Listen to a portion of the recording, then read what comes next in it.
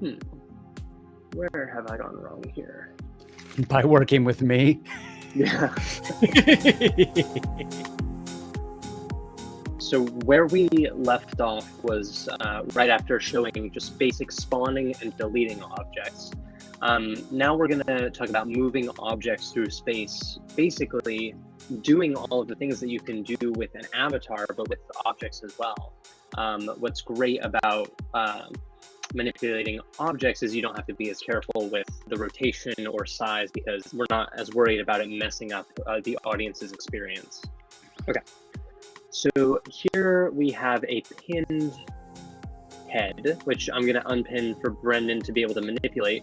But real quick, I'm going to actually show there's an important distinction between spawning interactable objects and spawning non-interactable objects. So Brendan, this doesn't have to do anything with pinning, but is more about spawning objects which use the socket system and spawning objects which use Hub's networking system, which is a mix of networked A-frame and some WebSocket stuff. But basically, the main distinction is that if you spawn using Hub's system, everyone else will see the object generate and they'll be able to pick it up and manipulate it. But if you spawn using just our socket system, which is an integration that I've added, other people will not be able to see it. And a lot of people have referred to this in other systems as the difference between a local or a networked object, right? Yeah, this queue should go ahead and spawn in the Omni, which I'm gonna toss it right in front of us, the Omni. Cool. I don't know what this is gonna look like. Yeah.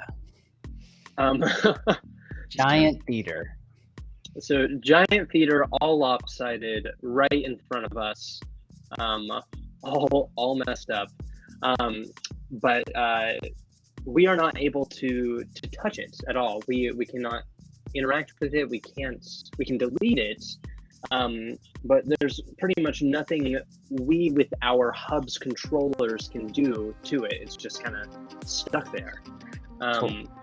Now, the head, on the other hand, I can move and Brendan will be able to see. Now, technically, I can move it too.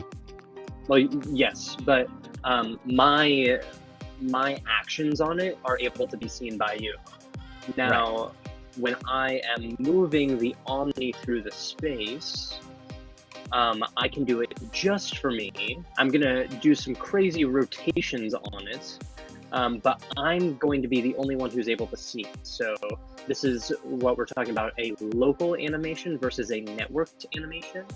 And the reason to have things like this is so that you're able to basically have much cleaner, more precise animations that sync up well with other animating objects. So there's not any lag across clients. Hold on tight. Alrighty. Ooh, I see it on your little top left screen there. Yeah. So I've only triggered it for mine. I think I'm gonna trigger it for Brendan now because it's quite funny. Yeah, there it goes. It's at different times on each of ours because it's only being animated locally on each of ours. And if you see it on my third one, it still just looks stuck in the same position. So what we've done in the past, and the reason we have this theater, is we actually moved the theater like a little ride at an amusement park with the audience's avatar. But if we were trying to do that networked, it would collide, they'd collide into the theater and they'd sometimes eclipse it and be all over the place. But by localizing it, it allowed the theater to kind of travel with just their individual avatar. So when I was looking at it as the performer, it looked crazy. Everybody was running into everything, but that wasn't the audience's POV and experience. That was just me watching their little avatars in the lag fall into it. But they had a very clean experience. And then the last thing I'll say to touch on this is that it goes for deleting it as well. Just as we were spawning them in individually, I just deleted mine on my left screen, and it's still in my right screen. I'll delete it for Brendan now. it's gone from his screen, but it's still in that third one right there, and now I'll get rid of it for everyone. So now it's completely gone. Perfect. Now, to demonstrate kind of how it's cleaner than if it were animating otherwise, I am going to use the object animation queue to move that little head through space. Now, what we should see is it should be a really clean animation for me, but for Brendan and this other screen that I have, it should be kind of choppy, and not super pleasant. So let me get a good animation cue right here.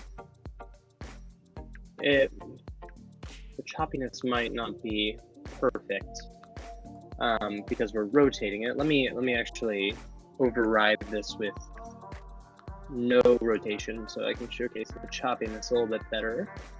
Brendan, if you look on my split screen, I'm gonna try and show kind of like two angles where you can see a little bit. So the animation on my left is much smoother than the animation on my right. It's kind of hard to see, but it's clipping quite a bit more on my right side. And that's because the animation is taking place on my left client, and then each of those positions is being updated at a regular rate and sending that information to the right side. So it's all about just who's doing the animation, and you can see even the one on my right is a little bit behind the one on my left, but it's the same animation. So that's using Hubs's object networking system rather than just doing the animation individually on each client. So that's the real distinction. However, people are able to interact with this as we're doing it. So I could fly over and pick it up out of the sky, and now it stops animating. And it animates it on all of our systems. Like when you moved that, it immediately moved it on my screen. Yeah, and what's interesting, why I don't know if I've ever discovered this before, but so I had so the animation is being run by my left screen. My right screen is not running the animation, and when the right screen picks it up, it stops moving. Now, if my left screen interacts with it again, it should restart this looping animation. So I'm gonna click it again, and now it's restarted. Yeah. So that's a demonstration of the left side is the one that is running the animation, and it can only run it when it has control of the object. In networked A-frame, there is a ownership parameter that basically says, oh, I have ownership of it, I'm able to animate it. Now, is that true if I grabbed it? Because I can click it right now. So now I'm grabbing it and I'm moving it for everybody on the screen. Yeah. And even if you let it go, the animation has stopped and it's not going to restart. Right. But if you now click it and take control of it again, the animation restarts. Yeah. Cool. There it goes again.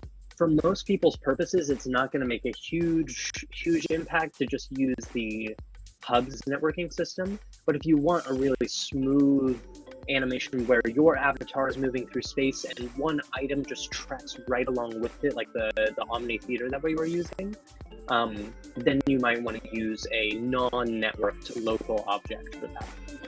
Cool.